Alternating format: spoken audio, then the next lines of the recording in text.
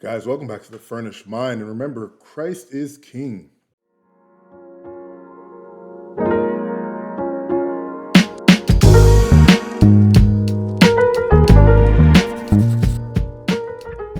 So Doritos brings Bud Light treatment talk with trans hire. Guys, I don't know if they're hiring the same consulting firm, but a lot of these companies are just making the same catastrophic mistake over and over again. So Doritos Spain, which is owned by PepsiCo out there, they decided to hire a trans ambassador. They're taking the same play from the playbook that Anheuser-Busch did with Bud Light when they brought in Dylan Mulvaney. But this guy is actually exponentially worse. He is objectively worse than Dylan. And let's go ahead and just kind of dive into what's going on here.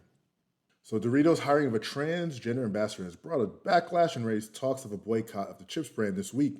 Activists on social media are denouncing Doritos' European branch in Spain after announcing transgender Samantha Hudson as an ambassador for the brand, making calls for the chip company to get the Bud Light treatment, a reference to last year's beer boycott that after the bottler hired transgender influencer Dylan Mulvaney.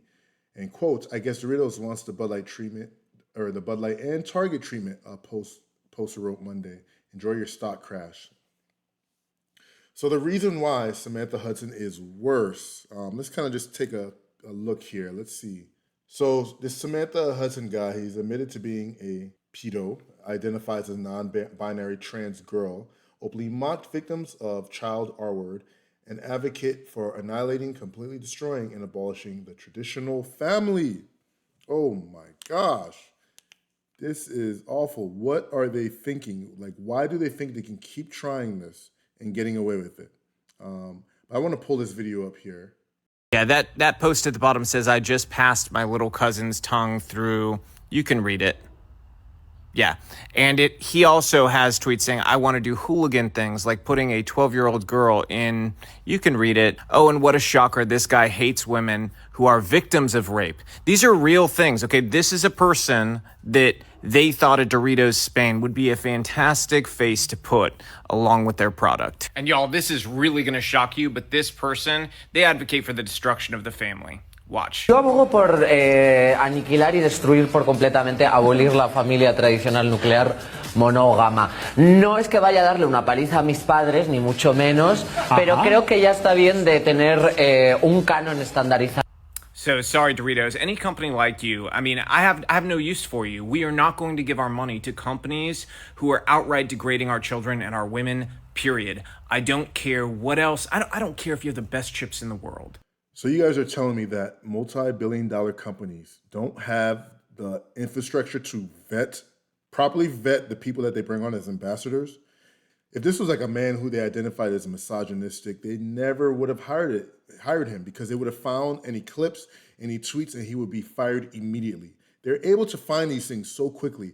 But when it comes to somebody who's gender confused, who identifies as someone who's underage or identifies as the opposite gender, P word, the PEDO word, they just so happen to allow these people to slip through the cracks and, we're going to hire you on board. I'm glad people caught on to it, and I'm glad for what's coming next. Doritos, like the guy said, you could be the best chip in the world, but we're not going to support your company with our dollar. That's what it is. So the boycott runs deeper than merely trans issues, though, as Hudson has been under fire for old sexualized tweets about children. Hudson, 24, is a Spaniard born as Ivan Gonzalez Renedo, an avowed anti-capitalist and Marxist who has called for the abolition of and to destroy and annihilate the traditional monogamous nuclear family. And has tweeted about wanting to do thuggish things to a 12-year-old girl and screaming that I'm a nymphomaniac in front of a super beautiful 8-year-old girl. Bro, this is insane. Called for the abolition of the nuclear family. So that was something that was common with the Black Lives Matter movement. On the website, they also made that same proclamation, the abolition of the nuclear family. Guys, this is beyond politics. It transcends politics. This is the spirit of the Antichrist. It just so happens whenever we find someone who's far left, anti-theist, they always seem to be anti-family, anti-capitalism. They always identify with Karl Marx. They always want to annihilate the nuclear family and want to make a case for 2 dads, 2 moms, trans parents. They always just so happen to be pro-abortion. Just go down the list. And there's a reason why all these commonalities exist is because of the spirit of the Antichrist, and that exists in them. So of course, we also have, as Christians, we have to pray for those who don't identify with the same things as we do. They may not believe in Christ the way we do, so we also have to pray for them. They're wrong, they're dead wrong, but there's a reason for that. With that being said, when we see evil like this individual, evil has to be destroyed. We can't allow evil to exist in our society, not in our communities where we try to keep our families safe, our wives and our children. We can't allow that in our societies. Jimmy Barbecue Cherizier, the former cop turned gang leader, bringing Haiti to its knees. The U.S. Embassy says it is halting all official travel to the country and urges American citizens to leave. So Haiti's Prime Minister, Ariel Henry, said he was resigning amid mounting international pressure following gang violence that has pushed the capital to the brink of civil war. Guys, Haiti has been in shambles for a long time. Haiti has been plagued with black magic, voodoo. But overall, Haiti's just never rebounded and collected themselves to become a strong, self-determined nation.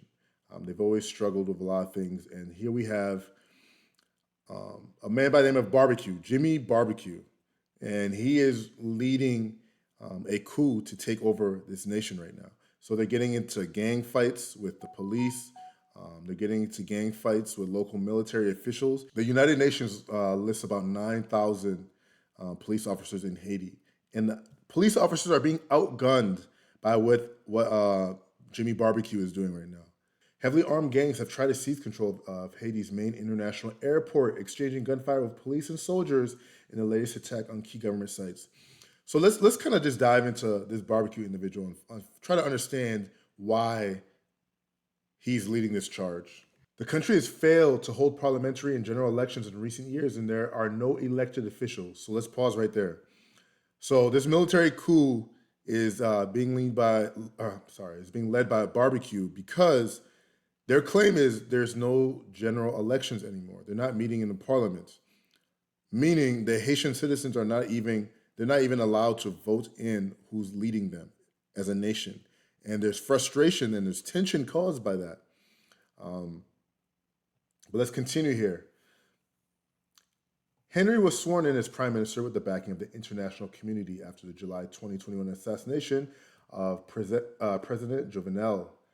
So again, their president was assassinated, so the international community had to place a leader. The latest round of attacks began in February after Henry pledged to hold long-awaited general elections by mid-2025. The surge in attacks follows violent protests that turned deadlier in recent days as the prime minister went to Kenya seeking to move ahead on the proposed UN-backed security mission to be led by East African country. So Mr. Cherizier, or Barbecue, said the goal is to capture Haiti's police chief and government ministers and prevent Mr. Henry's return. He threatened to go after hotel owners, hiding politicians, or collaborating with Mr. Henry. He demanded the country's next leader be chosen by the people and live in Haiti alongside their families. If Henry continues down this path, we will plunge Haiti into chaos. Mr. Cherizier said, we're not in a peaceful revolution. We are making a bloody revolution in the country because this system is an apartheid system, a wicked system.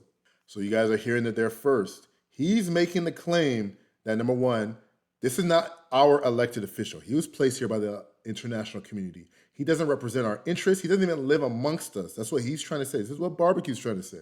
Not only that, he's saying, if we continue on this path where you guys are placing leaders in our nation where they don't live or don't govern by and serve our interests, we're going to go in the direction of chaos. We don't care about a peaceful resolution.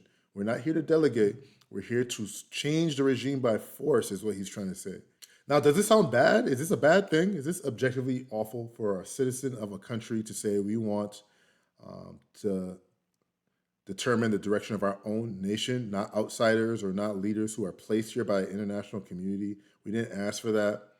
So now Jimmy Barbecue, he said last summer that he would fight any international armed force if they committed abuses, and he urged Haitians to mobilize against the government. Now here's the opposing angle and why Barbecue has been attacked in the media for a while now.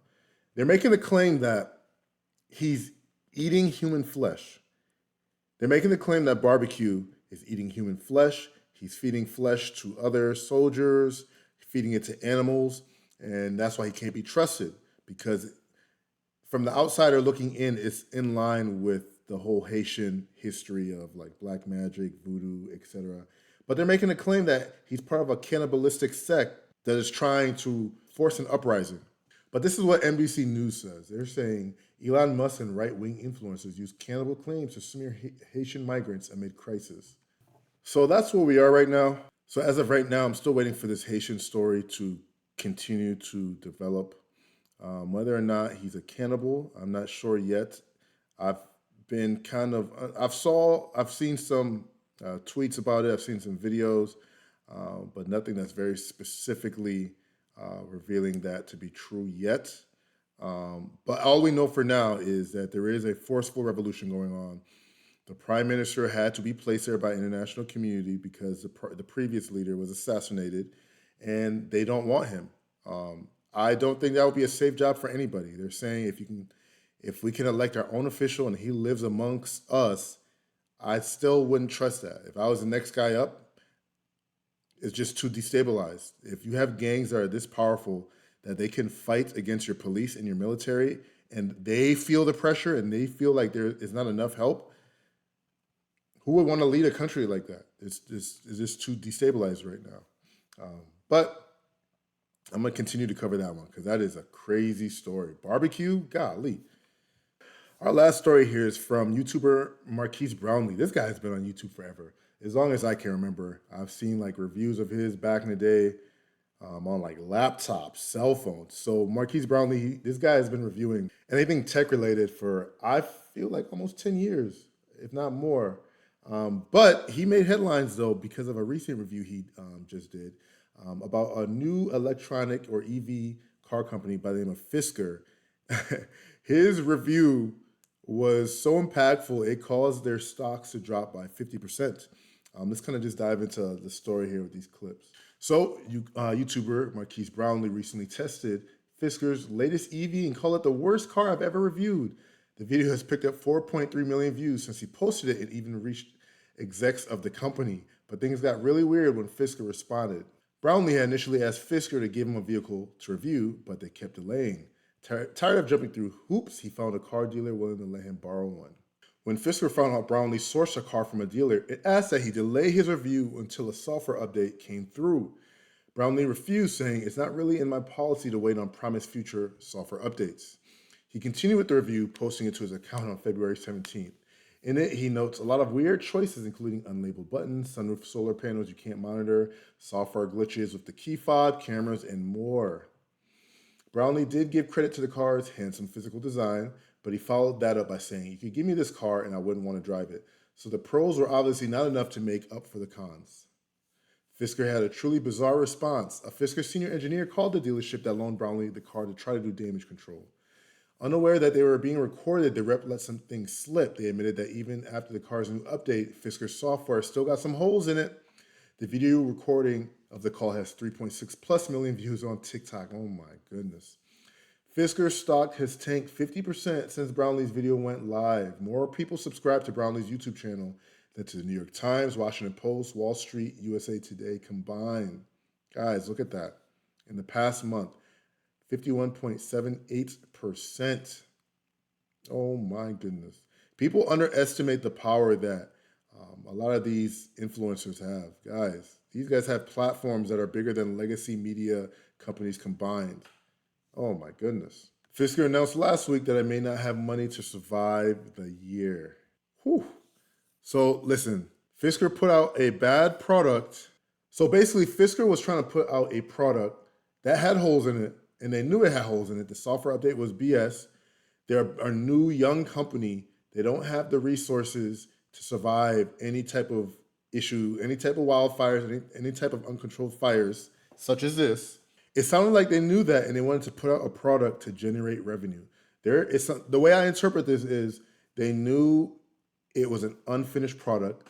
Let's put it out anyway so we can gain some more capital and we can reinvest back into the company in the future. But those who buy this first generation model, you guys are going to be the test dummies. You guys are going to be the ones who got the bad product, and then they're going to use your money to grow the business. So probably by third, fourth generation, those will be the people that benefit from a solid product. Because Brownlee was persistent, he found your car at a dealership, he took it out and he reviewed it and he revealed all the problems with it. I mean, whose fault is it? If Brownlee didn't do this, there would have been so many people at home who only had enough money to finance one car. They probably would have took a chance on your new EV that looks great. It looks great. But they would have took a chance on it and they would have been stuck with the car that didn't work.